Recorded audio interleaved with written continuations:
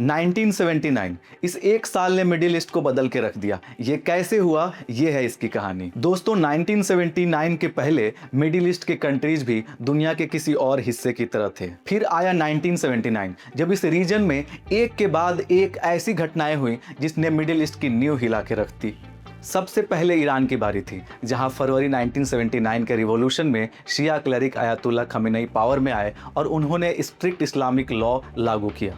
फिर बारी थी सऊदी अरेबिया की। ईरानियन रिवॉल्यूशन के बाद सऊदी रॉयल फैमिली अपने यहाँ भी किसी रिवॉल्यूशन की आशंका से डरी हुई थी, लेकिन सऊदी में कुछ ऐसा हुआ जिसके बारे में कोई सोच भी नहीं सकता था। नवंबर 1979 600 मुस्लिम रेडिकल्स ने मक्का में पवित्र काबा को सीज करके वहां खून बहाया, जहां वायलेंस ना करने की हिदायत खुद कुरान में लिखी गई है। 1979 में अभी और कुछ होना भी बाकी था। इराक में सद्दाम हुसैन पावर में आए और जल्द ही उन्होंने ईरान के साथ एक ऐसा वॉर शुरू किया जो 8 साल चलने वाला था। पाकिस्तान आर्मी ने भी इसी माहौल का फायदा उठाया। जनरल जिया ने जुल्फिकार अली भुट्टो का तख्ता पलट करते हुए 1979 में ही भुट्टो को फांसी पर लटका दिया था।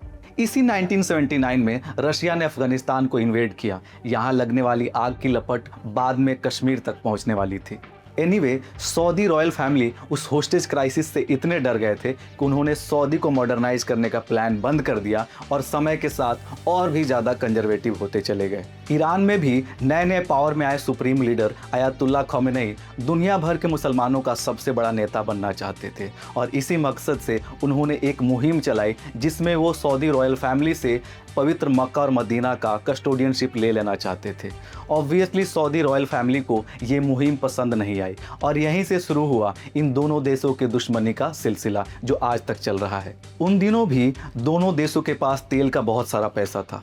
तब से ईरान और सऊदी में होड़ लग गई कि कौन कितना कंजर्वेटिव हो सकता है। अपने आप को बेहतर साबित करने के लिए दोनों अपने देश और विदेशों में भी कट्टर विचार के लोगों को प्रमोट करने लगे। इसी राइवलरी ने डायरेक्टली और indirectly Osama bin Laden, al-Qaeda, ISIS और हिजबुल्लाह जैसे संगठनों के साथ साथ कश्मीर में इंसर्जेंसी को भी जन्म दिया था।